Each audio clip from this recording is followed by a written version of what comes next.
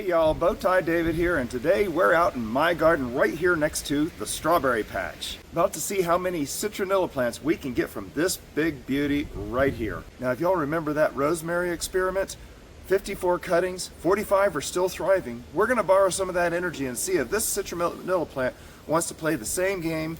Spoiler alert, she's a little more picky. So why propagate instead of just buying more plants? Well, first, it saves money. I like saving money about as much as I like compost. Second, it preserves genetics. If you got a citronella that actually repels mosquitoes, if it's a tomato you know survived in your environment, try to propagate it. And third, it's just plain fun. Watching new life sprout from your own garden is a kind of magic, Florida style. So of course, here's what you need. First off, you need a few pots. We have this tray of pots and we have some pots over here that we're going to be using today. The next thing you're going to need is some kind of potting mix. Now, we have potting mix in here, and I'll tell you, I put a little bit of fertilizer in here. I had some random fertilizer in there. I think I put some Dr. Earths in here, maybe a few granules of Espoma tomato tone. Not that that's going to matter for this kind of plant, but I did put just a little dusting on these cells. And we have, these pots are full of just some random soil that I've been collecting under a tarp over here for a while. Right now they're really dry, and so it doesn't really matter. We will be watering this later. That's very important. Another thing that you're going to be needing is some sharp scissors or a knife to make some clean cuts. You want to make sure your tools are clean. I know these things are not clean. You can tell. I don't clean my cutters very often, but these are clean scissors, and I like using clean scissors when I can. Another thing that you're going to want is going to be some kind of method to water these things with, and they're going to need watering. I guarantee it. And there's no water in here right now because I actually have a hose over there with a beautiful sprinkler head that I'm going to be using to water these when we're all done. Now, one optional product is going to be root stimulating hormone, and I just simply like the odds that it gives you. It does improve the amount of success that you have by a margin. And finally, in full disclosure, the last thing you're really going to need is some patience, because these things are not going to root while you're staring at them. Now, sitting here looking at this citronella plant, we want to talk about what kind of wood we're looking for. We want to find softwood stems. Now, you notice down here, you see all this woody part down here? This is not going to be great for propagating these citronella plants for. What we're looking for is this stuff right here. See all that green stuff right there? This is softwood, and this is more likely to give you the roots that you want. Now, you want between 4 and 6 inches-ish, okay? Don't make a rocket science out of this, but you see on my hori right there, it says 6 inches. From there to the tip is 6 inches. And so if I go from there down, I can see here right about there is where 6 inches falls on this particular stem. So what I want to do is I want to look at the nodes. Now, what is a node? A node is simply these bumps where the leaves come out. In fact, you can see here, you see this little bump here? It's got a leaf coming out, and look, it's got another branch coming out already. It's aching to go. It's aching to go. Looking down here, you see there's another one right here. So we're going to be cutting it right here at an angle. And what's going to happen when we cut there, the hormones that were going up into the end of this branch are going to shoot into this thing here. And this thing's going to shoot new growth. And we'll have a new branch on this stem right here. So all I'm going to be doing is right below this node right here, node where the leaf comes out, we're going to take, and I don't want to disturb this, we're going to take and we're going to cut at a good sharp angle, and we have our first cutting. Now this is magic, people, because this is an exact copy of everything in this plant. So we are not going to have just a descendant of this plant. We're going to have the same plant in another place. Now, folks, as we're looking at this, you'll notice we have leaves down here, we have a whole bunch of leaves up here, and we have a plant.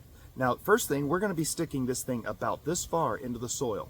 That's going to give this thing enough stability to stick down in the soil and stay there for us. So first thing we're going to have to do is we're going to have to cut off these bottom 2, and I recommend at least 2 of the leaves. 2 nodes in the soil is going to give you a good strong plant. Now, another thing, we're going to be sticking this plant. Ooh, there is a mosquito around me. Don't you know what a citronella is, buddy? Anyway, this plant has no root system, right? It's not going to be able to support all these leaves. And so what we need to do is we need to take off a little bit more leaf to minimize the amount of plant that this stem is going to have to support. And so I'm going to take off 1 and 2 more leaves. Now it doesn't look like much. I know, it does not look like much at all, and that's what we want. We're down to a point where we have the plant that we are going to be sticking in soil. Now, let's get over and look at that rooting hormone. Ooh, seaweed. Why propagate citronella, rosemary, and mint so often? These three aren't just pretty faces, they each bring pest control perks. Citronella helps repel mosquitoes, extra important this year with how thick they've been. Rosemary helps repel cabbage moths, carrot flies, and even some types of mosquitoes. Mint? It keeps rodents and other furry pests at bay. Plus, it smells like you just cleaned your kitchen. Now rosemary, she doesn't care much. You could stick a broom handle in soil and she might root. Citronella, she's a little more high maintenance. She needs the right cut, the right soil, and a little more TLC, but give her those and she'll reward you with a fragrance and mosquito-fighting goodness. And for those of you wondering about success rate, from those 54 rosemary cuttings, I now have 45 thriving plants. That's a solid win. And not only do I have enough for me, I've been able to share with friends, family, and my church community. This citronella, she's all mine this year, but if I can get 72 plants rooted and thriving next year, I'll be handing out mosquito fighters to every neighbor I've got. That's a big win for the whole block. And of course we got the umbrella sitting over there. You can see the laptop sitting over there too.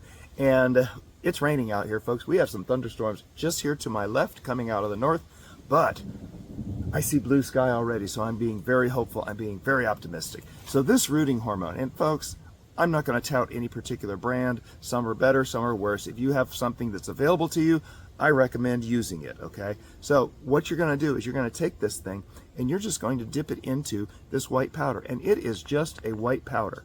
You see there? Just a white powder. That's all it is. And I didn't get quite all the way in there. I want to get some of that up on the second node because I want this thing to really want to grow. Now, when I first pull it out, you see there's a whole bunch of powder on there. We don't need that much. We're going to knock off. This stuff is potent stuff. That's just all there is to it. So I'll knock off most of it, right? You see, there's a little bit on there, and that's going to be enough to get this thing to grow. Now, folks, we're going to plant it in this cell right here. If I go just shoving this in here, chances are a lot of that stuff is going to get pushed off the stem here, and I want that stuff to stay on the stem. So what I'm going to do is I'm actually going to make a hole in there, stick it down in there. So I'm going to go a little deeper because I want both those nodes in there, and I'm going to just ease the soil back around it. Now, folks, that is not tight in there. That's okay because when we water it, that soil is going to settle in around that stem. That thing is a potential for a brand new plant, folks. Now, folks, on these bottom stems here, got to remember, take off those bottom leaves that are going to be potentially buried. You don't want them buried.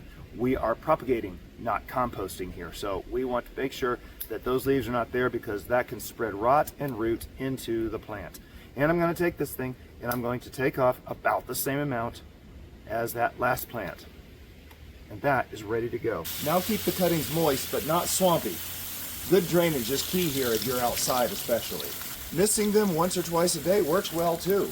You can even make a little humidity tent with a clear plastic. Think of it like a day spa every day until they root. If you're planting in larger pots, good choice. Bigger pots means it holds more soil and it holds more moisture. That means less frequent watering and a little more forgiveness if you forget to water a day. You'll start seeing results in 2 to 4 weeks. And yes, I've been known to name mine after 2 weeks. Gertrude, if you're listening, hang in there. So that's our citronella propagation mission underway. I'll update you soon on how many survived the Transplant Witness Protection Program. Want to see what else you can grow from cuttings? Tomatoes, passion fruit, figs, oregano, basil, mint, pomegranates, you name it. In fact, all 5 of my fig trees came from cuttings gifted by friends. Free plants, thriving friendships. Tell me what's the weirdest plant you've ever tried to clone. Drop it in the comments on this video. And make sure you hop over to my channel, Bowtie Life, and subscribe while you're there, because you're not going to want to miss the July Outer Garden Bed Tour, where we'll reveal how these citronella babies are doing. And when you get there, be sure to remind me in the comments that you came from Enoch's live show. And hey, thank you, Enoch Graham, for letting me be a part of this live show today. It's always a blessing to connect gardens and gardeners. If you want more videos like this one, be sure to click the thumbs up button and subscribe to this channel. And remember, your garden doesn't have to be perfect. It just has to be yours. Have a blessed day.